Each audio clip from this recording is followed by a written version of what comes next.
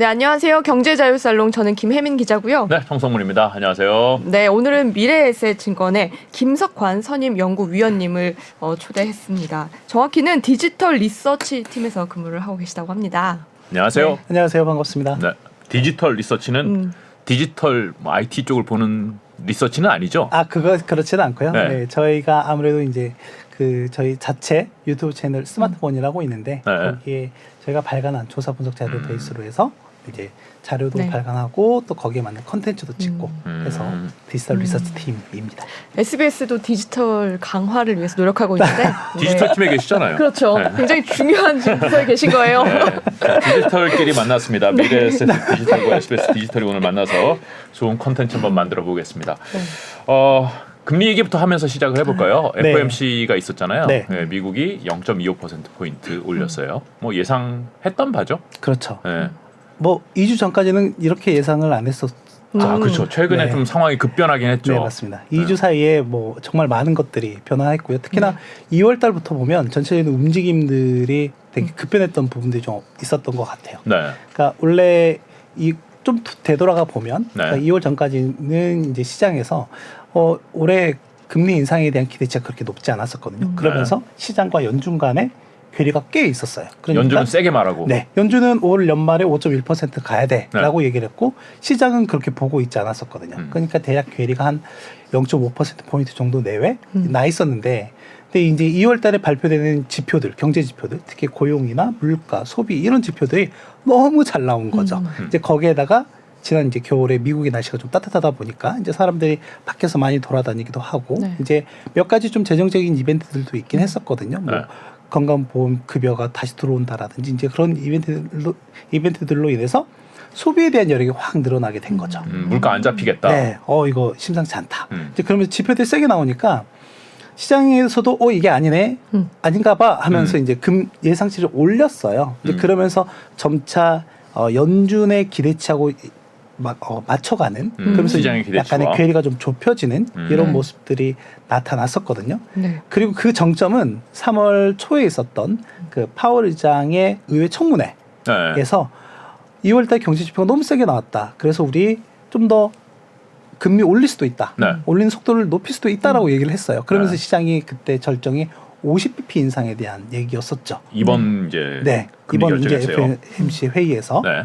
그런데 이제 그게 확 이제 뒤바뀌게 된 사건들이 네. 최근에 여러분들이 잘 알고 계시는 은행 네. 사태들이고요. 네. 이제 특히나 이제 미국 같은 경우는 실리콘밸리 은행이라든지 뭐 시그니처 은행 그리고 그 앞단에 뭐 실버게이트 이런 은행들이 세 개가 연달아서 이제 청산이 되는 그렇죠. 과정들이 발생했었죠. 네. 그러면서 이제 기대치가 확 낮아진 것 같아요. 음. 그래서 이번에 이제 관건은 그거였죠.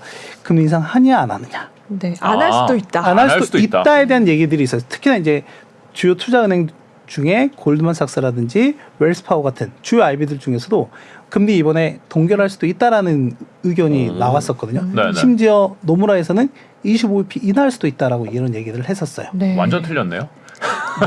제가 알기로 예측이야, 뭐. 노무라만 인하를 맞습니다. 예측했죠. 네, 맞습니다. 근데 이제 금리 인하나 또는 동결을 하게 되면 시장의 불안 심리를 좀 더 가중시켜 줄 수도 있다라는 아마 연준 내부에서도 이런 컨센서스가 형성이 됐을 것 같고요. 그리고 또 하나는 간밤에 이제 FOMC 결과도 나오긴 했지만 네. 가장 중요한 게 일단 앞에 세 개 은행이 청산됐음에도 불구하고 어찌됐건 빠르게 갈무리를 했잖아요. 어찌됐건 위기를 좀 진화를 했잖아요. 초기 진화를. 확산되지는 않았죠. 네, 더 이상 확산되지는 않기는 했죠. 네, 지금으로서는. 그래서, 네, 초기 진화를 했기 때문에 일단 연준과 재무부 입장에서는 우리 미국의 금융 시스템은 상당히 안정적이다라고 이런 얘기가 나오게 된 거고요. 네. 이제 그러다 보니까 이제 다음 포커스가 역시 다시 물가였고요. 그래서 파월장이 얘기한 가장 서두에서도 얘기했던 거는 역시 물가 안정을 위해서 연준이 해야 될 일이 여전히 남아 있다라는 부분을 강조했다라고 보시면 될 것 같고. 네.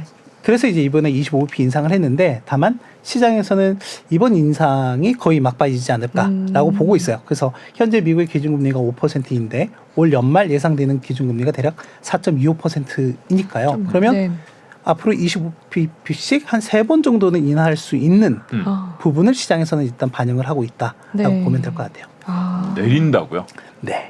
연준에서 내린다는 얘기는 안 하잖아요. 내린다는 얘기는 안 높죠. 네. 네. 그리고 심지어 올해 연말 기준금리 전망은 5.1%로 뭐 유지를 했지만 네. 내년 예상치를 기존의 4.1%에서 4.3%로 올렸거든요. 네. 뭐 이거 일단은 뭐 이건 내년 이야기니까 네. 당장 올해도 이제 어떻게 될지 되게 불확실한 부분이 좀 있기 때문에 일단 시장 이번에 그런 고민의 흔적들이 좀 보였던 거는 맞는 것 같아요. 어떻게 시장에 좀 뉘앙스를 보낼까, 시그널을 보낼까에 대한 부분들은 좀 고민의 흔적들이 그런 데서 좀 나타난 것 같아요. 네. 시장과 그러니까 연준의 기대치가 올 연초에 컸다가 네. 줄어들었다가 오히려 시장이 좀 더 네. 연준보다 더 세게 보기도 했었죠. 네. 일시적으로는. 네. 그런데 이게 최근 2주 사이에 은행 사태로 인해서 오히려 또 다시 한번 또 이렇게 역전. 다시 이제 벌어진 상황이 된 거네요. 네. 근데 파월 의장이 올해 금리 인하는 없다라고까지 네. 말을 했는데 그래도 인하를 예측하신 이유는 제가 예측한 건 아니고요. 네, 시장이 일단 그렇게 보고 있는 거고. 파월을 별로 안 믿나 봐요. 네, 가장 중요한 거는 그거죠. 인플레이션이 여전히 높다라고 하는 거고요. 그러니까 저희가 일반적으로 보는 소비자 물가 상승률만 놓고 보면 일단 전년 대비 6%나 되고 있는 상황인 거니까 여전히 높잖아요. 연준이 생각하는 2%보다 높은 수준에 있는 상황이기 때문에 네. 이 인플레이션을 잡는 게 가장 우선이다라고 얘기를 하고 있는 거죠. 그러니까 기본적으로 연준이라고 하는 곳이 두 가지의 책무가 있어요. 그러니까 네. 그걸 듀얼 맨데이트라고 하는데 하나는 이제 물가 안정이라고 하는 게 있고 하나는 이제 고용이라고 하는 게 있거든요. 결국엔 이 두 개를 베이스로 해서 금융시장의 안정을 도모하는데 지금 연준의 입장에서 보면 일단은 금융시장은 안정적이야. 우리 시스템은 괜찮아. 우수해, 괜찮아. 이렇게 생각을 하고 있는 것 같고 그런데 이제 문제는 이게 물가야. 그래서 이 물가를 잡기 위해서 우리가 해야 될 일이 있으니 적어도 올해 금리 인하는 없어라고 하는 메시지를 보내긴 했죠. 하지만 시장은 좀 그렇게 보고 있지 않은 상황인 것 같고 이제 그런 부분에서 약간의 시장이 바라보는 이제 문제의 인식들이 좀 있는 것 같아요. 네. 문제점들이. 네. 근데 그래서 우선 그것만 보면 시장은 이제 파월의 말을 잘 믿지 않는다라고 봐도 될까요? 명확하게 뭔가 메시지를 강하게 던진 적은 없었어요. 네, 그러니까 뭔가 항상 그 중간에서 이럴 수도 있고 저럴 수도 있고에 대한 얘기들을 많이 했었거든요. 그러니까 지난밤에 저는 그걸 쭉 보면서 느꼈던 거는 이번에도 그랬던 것 같아요. 네. 그러니까 계속해서 금리 인상은 하겠지만 시장이 바라는 것처럼 인하에 대한 그런 얘기들을 안 했었고 그리고 은행 시스템 문제 있냐 없냐에 대해서 여러 차례 질문을 했음에도 불구하고 은행 시스템 문제 없고 유동성 충분해라고 했고 혹시나 근데 이 입장에서 중앙은행장 입장에서 야 유동성 문제 있고 야 은행 시스템 우리 위험해 이러면은 그 말 한마디로 그렇죠. 은행이 넘어갈 것 같은데요. 네, 이제 그런 부분들이 있기 때문에 파월 의장도 뭔가 명확하게 메시지는 던지지 않아요. 다만 근데 제가 간밤에 봤을 때 좀 유심히 들었던 부분 중에 하나는 뭐였냐면 어찌됐건 그동안에는 이 은행 위기가 발생하기 전에는 미국 경제 견고하고 시스템적으로 괜찮다라고 하는 게 거의 뭐 기저에 깔려 있었는데 금리 인상으로 인해서 뭔가 미국 경제에 균열점이 생겼구나라고 하는 게 이번에 나타났다라고 하는 거고요. 네. 이제 그리고 이제 그런 부분이 하나가 이제 발생을 했고 미국 경제에 균열이 생겼잖아요. 근데 네. 간밤에 봤던 부분 중에 제가 유심히 봤던 부분은 뭐냐면 가계와 기업이 그러니까 어찌됐건 지금 이 은행 사태로 인해서 신용 여건이 되게 강화가 될 것 같다라고 얘기를 했거든요. 강화가 된다라고 하면 돈 잘 안 빌려준다. 네. 그러니까 가계와 기업이 은행 문턱을 그러니까 은행이라고 하는 거는 팬데믹 기간에 우리가 정말 가기 쉬웠잖아요. 네. 또 돈을 쉽게 빌릴 수도 있었고 그런데 이제 그게 더 어려워졌다라고 하는 거고 네. 그 결과 미국 경제에 결정적인 영향을 미칠 수도 있다라는 부분을 언급을 했어요. 그래서 저희는 앞으로 이 부분을 좀 유심히 봐야 될 것 같다라고 생각을 하고 있어요. 그러니까 결국 돈 못 빌려서 물가가 좀 안정될 수도 있다. 뭐 이런 뜻인가요? 아니면은 위험할 수도 있다. 궁극적으로는 그럴 수도 있죠. 궁극적으로는 그럴 수 있는데 그러면 그러니까 가계와 기업들의 신용 여건이 강화가 돼서 이게 경제로 영향을 미치는 데까지 그 중간 과정들이 있을 거잖아요. 네. 그 중간 과정들을 우리가 이제 잘 봐야 되는데 네. 이제 가장 극단적으로 볼 수 있는 게 고용 관련한 부분들이 있을 거고요. 물론 이제 간밤에 고용과 관련해서 얘기하긴 했지만 네. 고용 시장이 이제 악화가 될 수도 있고 또는 산업 생산이나 경제의 전체적인 이 총량 자체가 둔화될 수도 있다라고 하는 거죠. 네. 이제 이런 부분들로 본다라고 하면 저는 이제 더 이상 물가는 문제가 될 것 같진 않다라고 보고 있어요. 그래요? 네. 문제가 다른 게 된다는 말씀인가요? 네. 고용 시장이 약하거나 뭐 이런. 요거는 앞에서 지금 물어보면 안 돼. 나중에 네. 핵심이니까 좀 뒤에서 다시 알겠습니다. 여쭤볼게요. 네. 간밤에 점도표도 또 나왔죠. 네, 점도표 나왔는데 크게 뭐 의미 있지는 않을 것 아, 같아요. 그래요? 네, 아 그래요? 크게 의미 있지는 않을 것 왜일까요? 같아요. 저희도 뭐 그냥 띄워놓긴 여쭤보는 거에 했는데. 나와서 여쭤봤어요. 네. 일단은 뭐 지금 올해 연말 전망은 5.1%로 동일하게 유지가 됐고 앞서 네. 말씀드렸던 것처럼 내년 같은 경우에는 기존의 4.1%에서 4.3%로 높이기는 했다. 그러니까 지금 계속 얘기했었던 그러니까 높은 금리 수준을 오랫동안 유지할 거야라는 그 기조를 이 점도표에서 좀 확인을 해주긴 했지만 일단 이번에 좀 경제 성장률 전망 자체는 좀 올해 같은 경우 소폭 둔화시키는 이런 부분들이 좀 있거든요. 네. 네. 네. 그리고 또 실업률 같은 경우도 보면 여전히 지금 3.6%인데 올해 연말에 4.5%, 내년 네. 연말에는 4.6% 이렇게 좀 전망을 했기 때문에 전체적으로 경기 흐름은 좀 슬로우 다운 될 수도 있겠구나라는 부분을 좀 이 점도표에서 확인할 수 있을 것 같아요. 저는 저 점도표 볼 때마다 저 옆에 실명을 적어야 된다고 생각합니다. 위원들이 되게 이름 공개 안 된다고 너무 네. 그냥 이렇게 막 찍는 거 아닌가. 아. 그럼 이렇게 실명을 딱 써놓으면은 아 내가 저번에 틀렸었지 이런 반성도 좀 하고 비난도 좀 근데 받고 이제 이래야 되는데. 대다수의 사람들은 저희가 이제 뭐 대다수는 거의 의견이 좀 중립적으로 나오긴 하지만 네. 약간 좀 튀는 분들이 그쵸, 있잖아요. 네. 네, 그런 분들 저희가 대략적으로 그분들의 인터뷰나 발언들을 통해서 좀 아. 미루어 짐작할 수가 있긴 합니다. 누군지 아, 그렇죠, 대략적으로 그렇죠. 아실 네. 수 있다. 이게 왜냐하면 네. 그 연준 위원들 내에도 보면 성향별로 따라서 그렇죠. 그러니까 뭐 비둘기 파적이냐 또는 외파적이냐 이렇게 성향별로 따라서 이제 저희가 볼 수가 있기 때문에 네. 네, 구분지어서 대략적으로 네. 미루어 짐작해 볼 수 있습니다. 점도표도 나중에 보면 사실상 안 맞는 경우가 아, 굉장히 많아요. 맞은 경우가 별로 없었던 것 맞죠. 같은데요. 그럼요. 네. 전망이잖아요. 네. 네. 그 물가가 아직 높은 수준이잖아요. 물론 네, 근데 맞습니다. 뭐 내려갈 거라고 믿습니다만은 그래서 물가 2% 맞추는 거 대신에 우리 한 3% 정도로 물가 기준을 올리는 게 어떻냐라는 얘기가 몇 달 전부터 나왔던 것 같은데. 네, 지난해부터 계속 이제 네. 얘기가 되고 있는 상황이긴 한데 음, 그거는 그냥 마이너한 얘기인가요? 네. 아, 아, 주류에서 얘기를 하는 정도는 아닌 것 같고 확산되지는 않는군요. 아마 이제 그런 부분들에 대해서 저도 이제 작년에 그 이제 서울에서 했던 한 포럼에서 질문을 한 적이 있는데 네. 항상 똑같은 대답이 뭐냐면 그거는 연준의 신뢰에 대한 문제 그리고 그거는 연준을 떠나서 각국 중앙은행에 대한 신뢰에 대한 문제다라고 보면 될 것 같아요. 그러니까 이제 그런 부분들을 본다라고 하면 저번에 저희 한국은행 이창용 총재 같은 경우에도 네. 기자회견 당시에 2%를 3% 또는 4%로 바꾸는 거에 대해서 이제 어떻게 생각하느냐. 기준을 바꾸자. 네. 그거는 뭐 전혀 고려하고 있지 않다라고 하는 거고 또 하나는 또 똑같은 얘기를 했어요. 그거는 이제 중앙은행의 신뢰와 관련한 문제다라고 얘기했기 때문에 아마 네. 그 부분은 뭐 지금 당장 얘기가 될 부분은 아닌 것 같고 일단은 지금 현재 급선무인 이 물가 상승을 좀 잡고 난 다음에 네. 물가를 좀 안정화시키고 난 다음에 나중에라도 좀 공론화될 여지는 좀 있지 않을까. 이게 다 지나가고 나서. 네. 네. 그래요. 네. 근데 이제 사람들이 흔히 하는 얘기가 지금 한국과 미국 금리가 역전이 네. 됐잖아요. 기준금리가. 게다가 이번에 미국은 또 올렸어요. 네. 우리는 동결을 했지만 네. 앞으로 뭐 우리나라에 투자했던 돈이 이제 미국으로 빠져나가지 않을까. 그게 속도가 좀 빨라지지 않을까라는 우려가 있는데 뭐 여기에 대한 논란도 있어요. 어떻게 보시나요? 일단 지금 역대 최고차죠. 역대 최고차죠. 지금 우리나라는 3.5%이고 미국은 5%이니까 1.5% 포인트이니까요. 보면은 이제 기준금리 차이는 이제 역대 최고 수준이라고 좀 보시면 될 것 같은데, 근데 이 부분 같은 경우도 보면 실제 이제 이론상으로는 자본 유출의 속도가 빨라질 수도 있다 이렇게 얘기를 하고 있기는 하는데. 실제 현장에서는 그런 우려는 크지 않은 것 같아요. 네, 과거에는 이제 그런 부분이 좀 큰 부분이 없잖아 있긴 했지만 네. 뭐 지금 같은 경우는 그런 가능성은 그렇게 높지 않게 보고 있다라고 왜- 좀 보시면 될 것 네. 같고요. 왜일까요?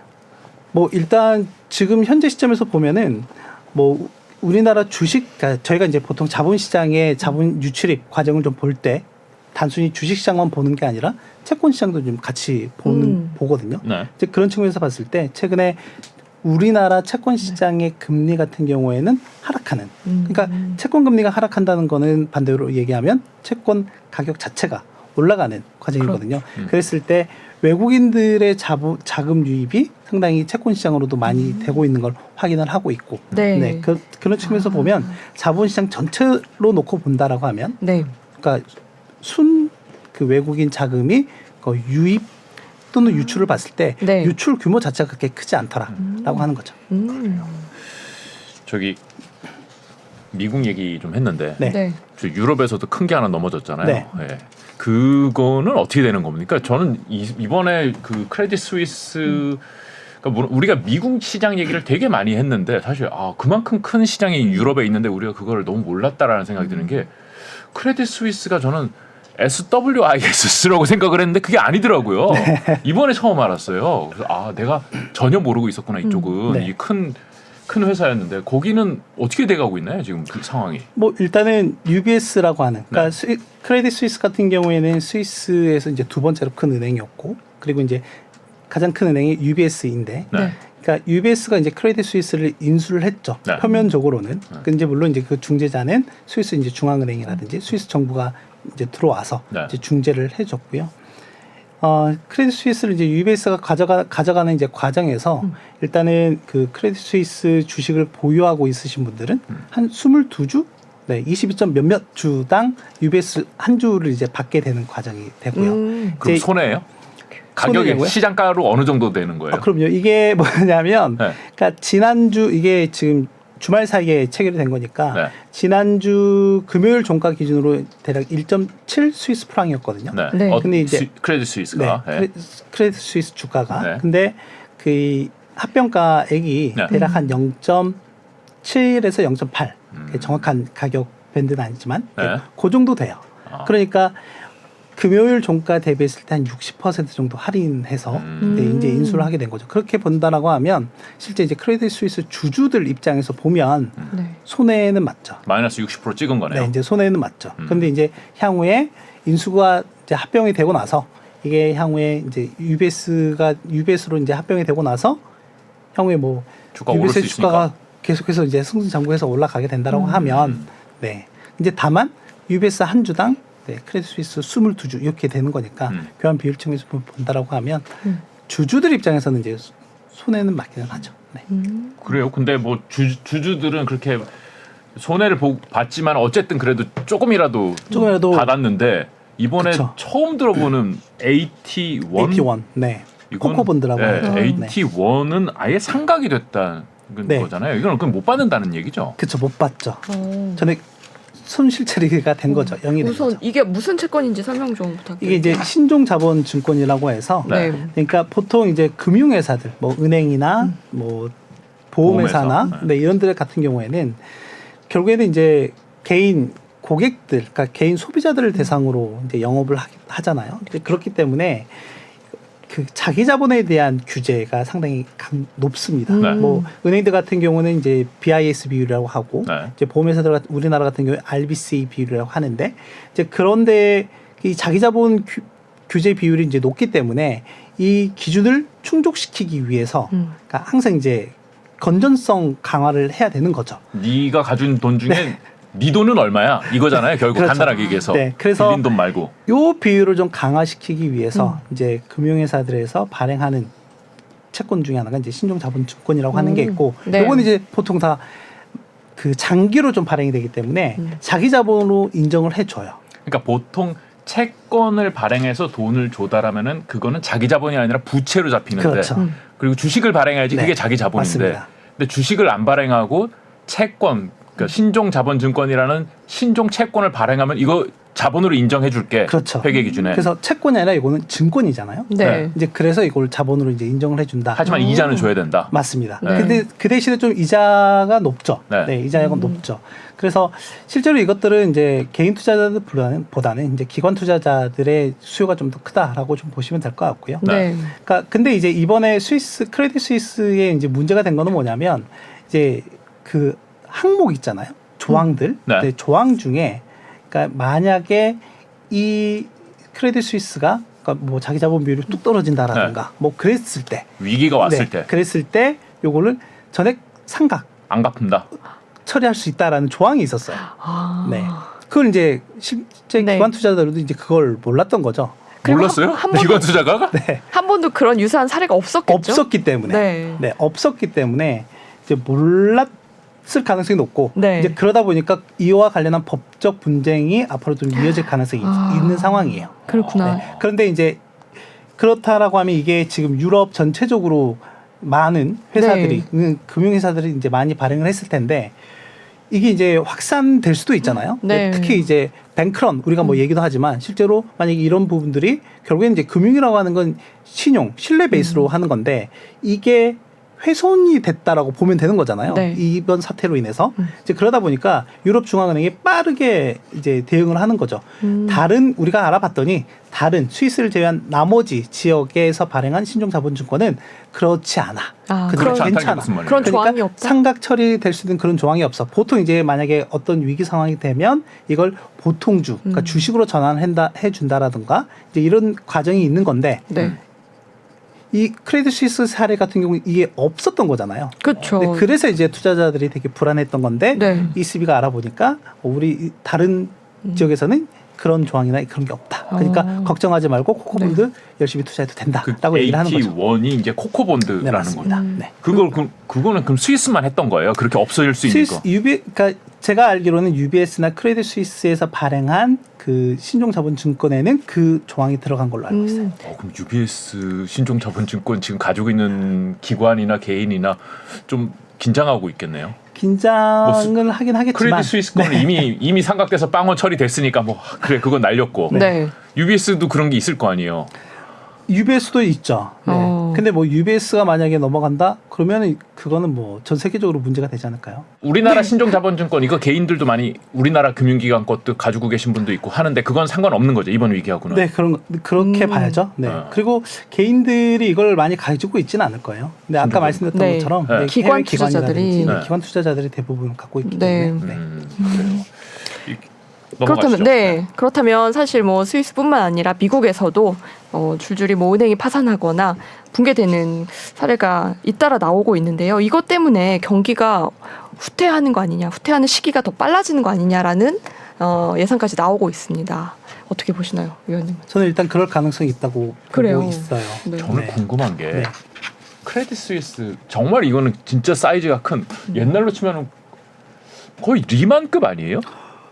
엄청 큰 네. 은행이잖아요. 거의 네. 리만급의 그런데 글로벌 은행이잖아요. 근데 지난 한 10년 동안 네. 여러 가지 스캔들이 있었어요. 네, 여러 네. 가지 스캔들이 있었고 그러니까 어떻게 그리고 이제 결정적이었던 거는 이제 팬데믹 기간 이후에 네.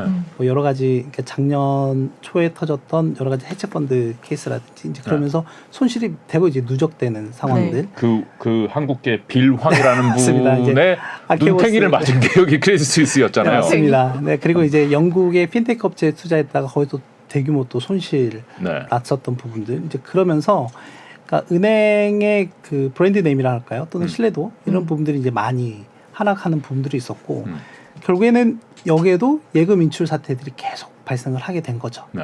그러니까 약간 이 최근에 미국에서 나타났던 그런 은행들의 위기 상황과 비슷한 부분들이 있었다라고 좀 보시면 될 것 같고요. 그리고 이제 결정적이었던 거는 이제 지금 크레딧 스위스 은행 같은 경우는 최대 주주가 사우디 국립은행이거든요. 네. 대략 한 지분을 10% 정도 들고 있는데, 그러니까 지난주에 이게 약간 해프닝 같은 거긴 하지만 어찌됐건 먼저 사건이 촉발이 된 거는 추가 증자를 그러니까 자본을 늘리기 위해서 증자를 하려고 했는데, 그러니까 이 최대 주주가 사우디에서. 참여하지 않는다더라. 네. 그러면 얼마나 안 좋길래 참여 안 하느냐. 뭐 이러면서 이제 이게 하루 이틀 사이에 빠르게 네. 위기가 이제 확산이 된 거였죠. 네. 네. 그래서 이제 다행히 이제 어찌됐건 스위스 중앙은행이라든지 정부가 이제 나서서 그리고 이제 그걸 받아갈 수 있는 UBS라고 하는 은행이 있었기 때문에 다행히 잘 위기는 좀 봉합돼 있는 상황이긴 하지만 약간 이제 불안한 요인이 있습니다. 뭐가 있냐면 이제 하루 이틀 사이에 주말 사이에 이게 네. 계약이 체결이 된 거기 때문에 네. 그럼 이제 UBS는 지금부터 본격적으로 실사해야죠. 크레딧 스위스의 장부를 열어봤을 네. 거예요. 열어보면서 이제 어디에 투자를 했고 뭘 했고 이제 이런 부분들 그리고 어디에서 이제 손실이 났고 또는 수익이 났고 이런 부분들 이제 볼 텐데 네. 이제 앞으로 여기에 대한 뭐 노이즈가 또 생길 수도 있다라고 하는 거죠.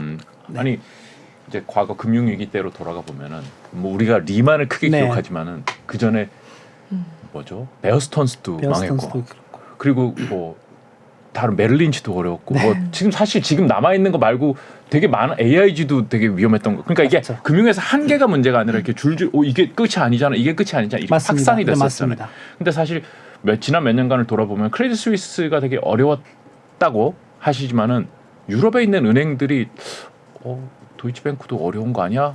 뭐 이런 얘기가 몇 년 전부터 나왔었거든요. 네, 그래서 이번에 그 크레딧 스위스가 이렇게 좀 약간 붕괴되는 모습을 좀 보면서, 네. 그러니까 그 이후에 이제 아까 말씀했던 코코본드 관련해서 이제 이게 전혀 생각 처리 됐다라고 하니까 네. 그 다음에 이제 그러면 유럽 내에서 어떤 데가 좀 위험할까라고 했을 때 가장 바로 지목되는 데가 도이치뱅크이기도 해요. 그 도이치뱅크 안 좋다는 얘기는 한 1, 2년 전에도 네. 들었던 것 네. 같거든요. 그래서 최근에 이제 그런 이 기업들의 부도 위험과 관련해서 저희가 이제 시장에서 볼 수 있는 지표 중에 하나가 CDS라고 해서 크레딧 디폴트 스왑이라고 하는 게 있는데 네. 크레딧 스위스 같은 경우에 지난주에 이게 거의 뭐 한 3,400대에 있다가 이게 하루 사이에 뭐 1,000까지 이렇게 올라갔었거든요. 그럼 이거는 뭐 거의 시장에서는 망하는 게 확실하다. 네, 이렇게 보고 있는 네. 거고, 그러다 보니까 이제 그 이후에 도이치뱅크 같은 경우도 약간 이렇게 CDS 프리미엄 좀 올라가는 네. 모습을 좀 보이고 있고, 실제로 미국에 있는 여러 은행들 같은 경우에도 지금 뭐 실리콘밸리라든지 또는 그 이 앞단에 좀 현재 위기가 좀 진화가 된 은행들 말고 네. 향후 몇 개 이제 또 은행들이 후보군 조금씩 이렇게 얘기가 되고 있잖아요. 네. 이런 은행들의 CDS 프리미엄을 보면 조금씩 이렇게 튀는 모습이 좀 나타나고 있더라. 하고 하는 거죠. 그럼 금융기관이 또 넘어지는 데가 나올 수도 있다. 현재 저는 진행 중이라고 봐요. 이게 완벽하게 지금 위기가 봉합 초기 진화는 했지만 네. 어쨌든 아까 말씀드렸던 것처럼 보이지 않았던 미세한 균열이 이제 보이기 시작을 한 거고, 이게 일단 뭐 반창고를 붙여넣었든 뭐 데일밴드를 붙여놨든 하긴 했지만 네. 네, 이게 여기서 멈추게 될지 아니면 이게 더 딴 데가 또 터질지에 대해서는 앞으로 좀 더 지켜봐야 될 필요가 있다라고 하는 거죠. 전 불안한 게 사실 주말 사이에 금융시장 닫힌 주말 사이에 스위스 중앙은행이 나서 야 가지고 가 너 빨리 해결해 해가지고 자기네 나라 안에서 끝낸 거잖아요. 네. 이건 스위스니까 네. 스위스는 스위스 중앙은행이 있으니까. 근데 유럽은 지금 유럽 중앙은행인데 어떤 그 회원국들 중에 하나에서 이렇게 한다 문제가 생겼다. 그거를 이렇게 빠르게 대처해서 야 이거 뭐 도이치뱅크 위험해? 너 그러면 이탈리아 네가 가지고 와. 뭐 이렇게 하기가 되게 어려울 것 같은데. 그렇죠. 네. 이게 위기가 어디 터지면은 지금 미국도 한 나라니까 나와서 그냥 야 이렇게 해서 처리하고 인수하고 하자 이게 되는데 유럽에서 만약에 뭐 하나 흔들리면 이게 바로 그렇게 될까? 그래도 뭐 ECB라고 하는 곳이 있기 때문에 네. 특히 이제 작년 이제 여름쯤이었던 걸로 기억하는데 네. 작년 같은 경우에도 보면 뭐 미국 연준을 비롯해서 각국이 이제 물가를 안정화시키기, 그러니까 물가 상승을 잡기 위해서 금리 인상을 막 이렇게 단행을 하잖아요. 네. 이제 그러면서 가장 좀 유럽 내에서 취약하게 좀 대두됐던 곳이 이탈리아였거든요. 네. 네, 그때 당시만 보더라도 이탈리아의 10년물 국채 금리가 팍팍팍 튀면서 특히 이제 유럽 금융시장의 뭐 변동성을 볼 때 이탈리아와 독일의 10년물 국채 금리의 그 스프레드를 보거든요. 네. 근데 그때 이 스프레드가 엄청나게 튀는 모습이 좀 나왔었어요. 그 이탈리아가 위험하다. 네. 그러니까 이제 ECB가 그때 우리가 이제 금리 인상을 하는 와중에 양적 긴축도 같이 단행을 했었거든요. 그런데 이탈리아와 관련해서는 이게 한 창구를 또 열어놨어요. 혹시나 유사시에 유동성을 지원할 수 있다라는. 이제 그러면서 이게 이 스프레드가 급격하게 이제 줄어드는 과정이 있었거든요. 네. 그래서 ECB라고 하는 곳이 있기 때문에 일단은 그런 유사시가 발생한다 하더라도 분명히 좀 충분하게 대응할 수 있는 뭐 기구는 있다라고 네. 생각이 됩니다. 그렇지만 확산할 수도 있다. 그렇게 근데 뭐 보시는 일단 거잖아요. 유럽보다는 미국이 우선 이제 문제인 거니까요, 네. 당장은. 아 네. 그래요? 그 미국의 상업용 부동산 네. 이쪽이 안 좋다는 얘기도 나오는데 이거 어떻게 봐야 될까요? 그러니까 이게 중요한 이유가 뭐냐면 일단 대형은행들은 문제가 되지 않아요. 지금 최근에 회자가 되고 있는 퍼스트 리퍼블릭이라든지 캐피탈원이라든지 뭐 웨스트팍 뭐 이런 은행들 이제 중소형 은행들이 지금 문제가 되고 있는 거거든요. 네. 방금 말씀 주신 상업용 부동산 같은 경우에는 이 대형은행들은 비중이 그렇게 크지 않습니다.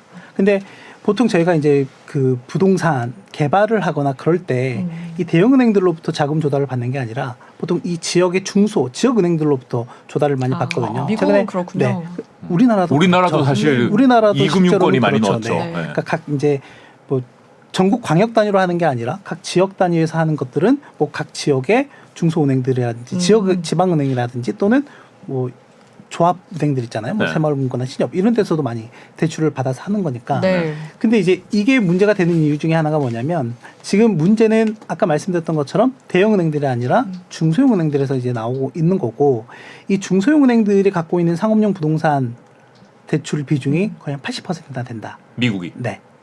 와. 그저께 밝아든 이제 골드만삭스 자료에 따르면 그렇다라고 보시면 될 것 같아요. 엄청 높네요. 네. 이제 그러다 보니까 혹시나 이 중소형은행들의 위기가 가속화가 된다라고 하면 이게 결국에는 이제 부동산 시장까지 이제 연결이 되게 되는 거죠. 그렇죠. 이제 그러다 보니까 이제 이 앞단에서 빠르게 연준이나 재무부 또는 미국 정부가 좀 진화를 하려고 하고 있는 모양새다라고 보시면 될 것 같아요. 네. 그 모든 예금 은행에 미국 모든 네. 은행의 예금자들을 보호해 주겠다라고까지 얘기를 했더라고요. 그게 네, 그게 이제 일단은 실리콘밸리 은행이나 시그니처 네. 은행에 이제 한해서 네, 일단 얘기가 나온 건데 이제 그러면서 그 미국에서 바로 그 뭐 스탠포드였나 아무튼 그 대학교에서 4명의 이제 교수님들이 그 연구를 했어요. 빠르게 3월 13일자에 나온 이제 20페이지짜리의 논문에 따르면 네. 지금 실리콘밸리 은행이나 이런 시그니처 은행과 한번 비교를 해 보니까 만약에 이런 사태가 좀 지속이 된다라고 하면 미국 내에서 도산할 수 있는 중소형 은행들이 대략 190개 정도가 된다는 와. 거예요. 정확한 숫자는 186개입니다. 네. 은행이 그렇게 많다는 것도 놀라운데. 미국의 은행이 대략 한 4천여 개 정도가 되거든요. 은행 그러니까 엄청 많네요. JP모건이나 웰스파고나 네. 시티 이런 대형 은행들만 알고 계시지만 네. 네, 실제로 실리콘밸리 은행도 아마 이번에 처음 그쵸. 들어보셨을 맞아요. 거예요. 네. 한 16번째로 큰 은행. 네, 자산 규모는 16번째이고. 네. 근데 이 중소형 은행들이 연쇄적으로 만약 이런 상황들이 이제 발생을 하게 된다고 하면 아까 말씀드렸던 뭐 부동산도 부동산이지만 특히 아까 그 가계와 기업의 신용 여건이 되게 강화될 수 되고 이런 부분들이 미국 경제에 미치는 영향이 크다라고 말씀드렸잖아요. 네. 부동산도 문제지만 가계 또는 기업들도 이제 문제가 된다라고 보시면 될 것 같아요. 그럼 대출을 잘 안 해줄 수 있다는 거죠? 그렇죠. 개인들한테? 지금 지난해부터 이제 금리 인상이 본격화되면서 미국 기업들, 그러니까 은행들이 대출 기준을 상당히 강화했어요. 네. 지금도 상당히 높은 수준이거든요.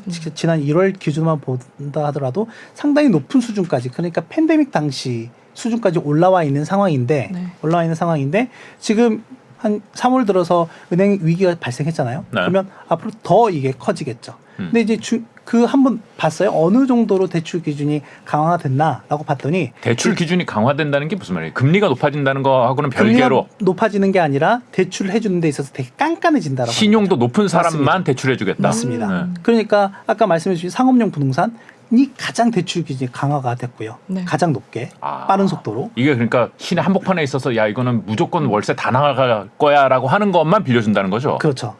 그러니까 엄청 깐깐해지는 거죠. 심사 과정이나 이런 것들이. 그리고 뭐 금리 수준도 상당히 높아지기도 했고요. 네. 그리고 또 하나는 소기업들에 대한 대출 기준이 상당히 강화가 됐습니다.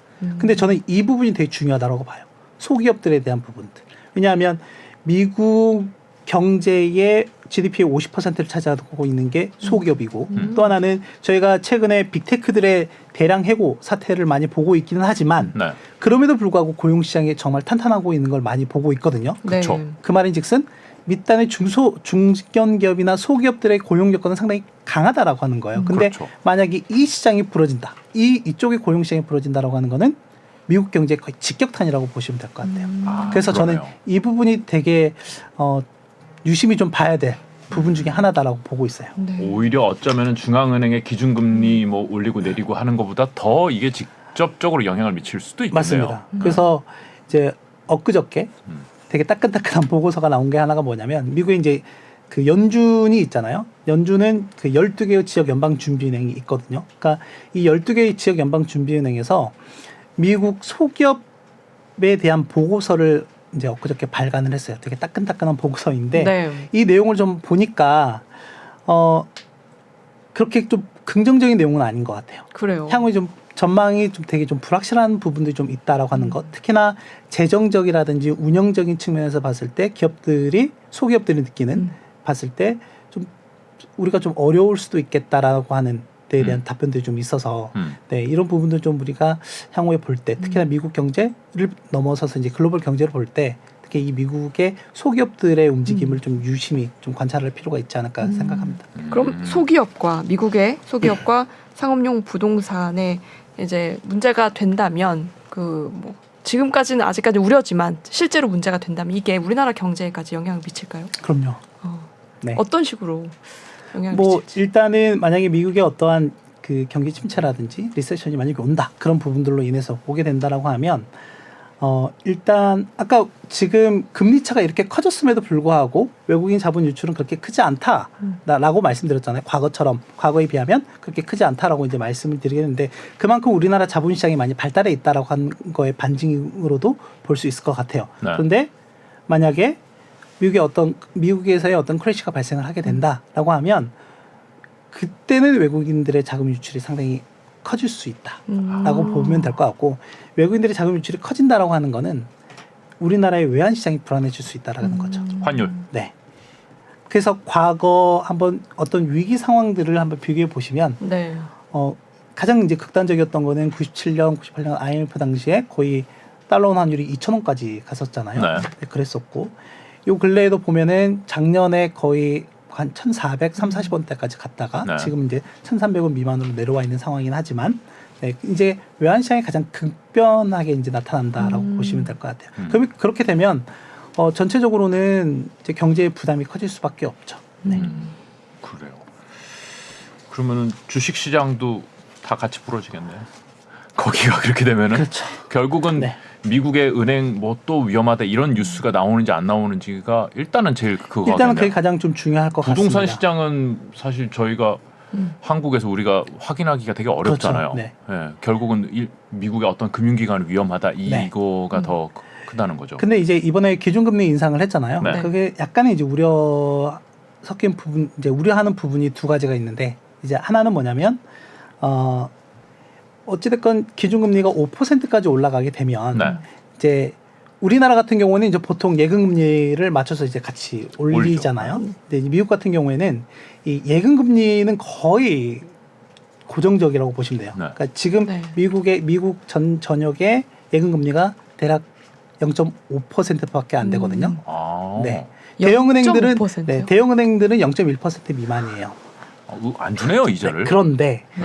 이제 미국은 자본시장이 발달해 있다 보니까 이제 투자 상품, 특히 이제 MMF라고 하는 단기 금융시장 네. 같은 경우에는 금리가 이 기준금리와 연동이 돼서 올라갑니다. 그렇죠. 그래서 최근에 한 4.5%까지 올라와 있는 상황인데 네. 이게 이번에 25bp 0.25%포인트 또 올렸기 때문에 이게 더 높아지겠죠. 그렇겠죠. 근데 이게 본격적으로 이제 이 스프레드가 벌어졌던 차이가 벌어졌던 시점이 언제냐면 작년에 기준금리 인상 이제 본격적으로 하면서부터이거든요. 네. 이제 그러다 보니까 여기 예금에 있던 자금들이 이 단기 금융시장으로 계속 이제 넘어오게 되는 거죠. 네.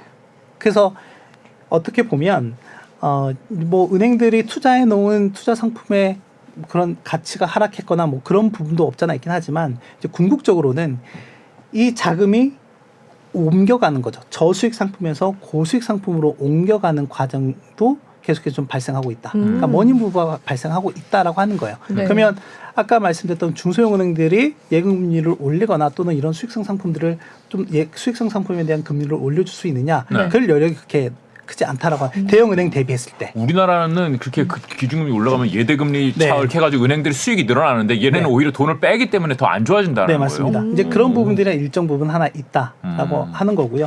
이제 또 하나 같은 경우에는 이제 그 금리 인상으로 인해서 아까 이제 말씀드렸던 가게나 기업들의 신용 여건이 되게 강화가 되는 부분들. 그게 이제 결국에는 사이클을 쭉 타고 아까 말씀드렸던 뭐 소기업이라든지 부동산이라든지 그게 연쇄적으로 영향을 미친다라고 하는 거죠. 그렇군요. 미국은 무슨 부도율 이런 우리나라는 뭐 가계 대출 부도율 뭐 개인 대출 부도율 이런 거를 보잖아요. 미국은 그런 거는 안 보나요? 그러니까 그런 소기업이나 개인이나 이런 것들이 신용도가 떨어지고 있다, 부도를 내고 있다. 아 진짜 안 좋구나 이런 거 확인할 수 있는 그걸 확인할 수 있는 게 연체율이에요. 네. 연체율. 네, 네. 뭐 신용카드를 쓴다든지 네, 네. 또는 지금 뭐 학자금 대출은 일단은 뭐 팬데믹 때 이제 정부 정책 영향이 있어서 네. 당장 올해 중반 이후부터나 이제 얘기를 해야 될 것 같고 학자금이나 자동차 대출이라든지 또는 신용카드 그 대출 이런 것들인데 연체율이 점진적으로 좀 올라오고 있는 상황이긴 해요. 네, 그리고 또 중요한 건 뭐냐면 금리가 이제 올라가다 보니까 이런 이제 대출을 일으킬 때 보통 보면 이제 저희가 신용카드 그 금리나 네. 이런 부분들이 거의 뭐 신용카드 금리는 지금 역대 최고 수준이고요. 네. 계속해서 이런 금리 수준도 계속 높아지고 있다라고 네. 보면 될 것 같아요. 그렇구나. 네. 네. 아니 금값 그러게요. 저도 네. 이거 물어보고 싶어요. 금값이 많이 올랐던데요. 네. 네. 네, 금리를 이렇게 올리는데도 금값이 많이 올리네요. 뭐 일단 상대적으로 좀 해지 수단으로 좀 보고 있는 것 같고요. 네. 그러니까 자금이 일단은 그러니까 금리를 올리는 과정에서 시장이 좀 불안해지는 모습들이 좀 보이다 보니까 네. 약간 이런 대체할 수 있는 네. 수단이 뭐가 있을까 하다 보니까 이제 금에 대한 수요가 좀 더 늘어나고 있는 모습을 좀 보이고 있는 네. 것 같고 코인도 많이 올랐어요. 네. 같이 이제 동반해서 이제 코인이 같이 올라가고 있는 모습을 좀 보이고 있기는 하죠. 계속 그럴까요? 계속 그럴 것 같지는 않습니다. 그래요. 위기가 다시 확산될 낮아질 가능성이 것 있다고 이제 코인 보시는데. 같은 경우에는 어찌됐건 네. 지금 이제 간밤에도 보면 이 코인에 대한 그 규제는 분명히 좀 있는 상황이긴 하거든요. 네. 규제 이슈가 좀 계속 있는 상황이기도 하고 그리고 또 하나는 코인 시장 같은 경우에는 뭐 워낙 전체 이 주식 금융시장에 비하면 상당히 좀 소규모인 거죠. 상당히 좀 작은 비중을 좀 차지하고 네. 있기 때문에. 저는 금을 여쭤봤는데 코인 말씀해 주셨어요. 그러니까 코인까지. 네.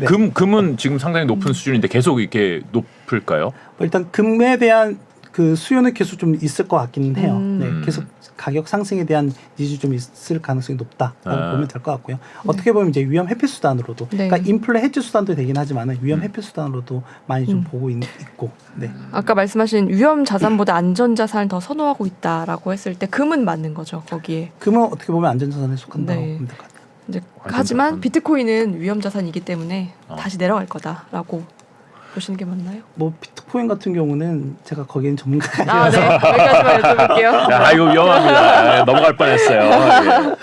예. 그래요. 그래서 지금 미국의 금융기관들이 앞으로 또 어떤 데가 위험하느냐라는 뉴스가 나오는 네. 거 봐야 되고 유럽 쪽에서도 그런 뉴스가 나오면은 악영향이겠죠, 당연히. 근데 아마 금융 시스템이라고 하는 것 자체가 이제 연쇄적으로 네. 다 어떻게 보면 이제 연결고리가 있는 거기 때문에 어느 한 곳이 위험한 상황들이 나오고 특히나 이제 미국 쪽이 더 위험하긴 하겠죠. 이제 그런 부분들이 나오게 된다라고 하면 네. 예, 연쇄적인 영향을 미칠 수 있다. 그래서 이번에 그 이제 지난 주말 이후에 나왔던 특히 이제 크레딧 스위스가 UBS에 합병되면서 나왔던 것 중에 하나가 그 미국 연준과 그리고 이제 뭐 스위스 중앙은행이라든지 ECB라든지 또는 캐나다, 뭐 일본 뭐 이렇게 몇몇 5개 중앙은행인데 서로 이제 달러 유동성을 뭐 이렇게 달러 유동성을 그 서로 이제 교환할 수 있는 그 이제 보통 이제 달러 유동성 수합이라고 하는데 네. 이걸 이제 매주 단위로 하다가 네. 이걸 이제 매일 단위로 바꿨고 바꿨거든요. 이제 그러다 보니까 유사시에는 얼마든지 달러 유동성 공급해 주겠다라고 이제 연준이 약속을 한 거거든요. 그거는 이거는 과거 이제 위기 상황에만 항상 이제 작동을 했었던. 이제 그러다 보니까 이걸 놓고도 또 시장에서는 왈가왈부하는 거죠. 아 지금 상황이 안 좋나?라고 이렇게 또. 네. 아, 중앙은행들 긴장하고 있대야 쟤네. 네, 그러니까요. 아, 네. 분위기가 전체적으로 시장 주변에 지금 굉장히 좀 안정적이지는 않네요. 불안불안하네요. 네, 좀 어떻게 보면 이번에 이제 은행들이 약간 좀 넘어가는 사태들이 나오면서 약간 시장은 좀 전체적으로 좀 불안정한 네. 모습을 좀 보이고 있고 특히 좀 불확실성이 좀 많이 높아졌다라고 보면 될 것 같아요. 네. 금리만 보고 있다가 지금 이 주변의 분위기 바뀐 거를 좀 네. 확인해야 될 타이밍이다. 네. 근데 미국 주식을 갖고 계시는 네. 분들도 요즘 많이 불안해하세요. 이 앞으로 떨어지면 어떡하나 연쇄적으로 뭐 반응을 일으켜서 계속 갖고 있어도 되는 거겠죠?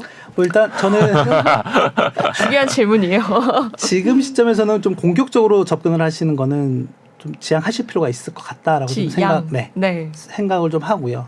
뭐 그렇다라고 하면 이제 이게 한 번쯤은 확인을 좀 해야 될 과정이 필요하거든요. 그러니까 지금 시장에서는 시장이 바라보고 있는 건 이제 더 이상 연준이 금리를 올리지 못하고 오히려 이제 올해 연말에 가면 금리를 인하하는 과정이 나오게 될 거야라고 하는데 과거를 한번 되돌아보시면 항상 위기 상황은 연준이 금리를 그러니까 올리다가 멈추고 항상 인하했을 네. 때부터 그러면 인하를 왜 할까에 대해서 우리가 한번 생각을 해봐야 되잖아요. 네.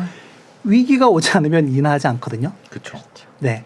그럼 그 과정이 한 번은 나와야 된다라고 하는 거고 또 하나는 저희가 이제 작년부터 계속 얘기했던 부분 중에 뭐가 있냐면 제가 이제 국채금리나 이런 부분들 많이 볼 때 장단기 금리차가 역전이 됐네라고 하는 부분들을 많이 들어보셨을 거예요. 보통 이제 장단기 금리차가 역전이 되면 항상 그 이후에 경기 침체가 오더라. 네.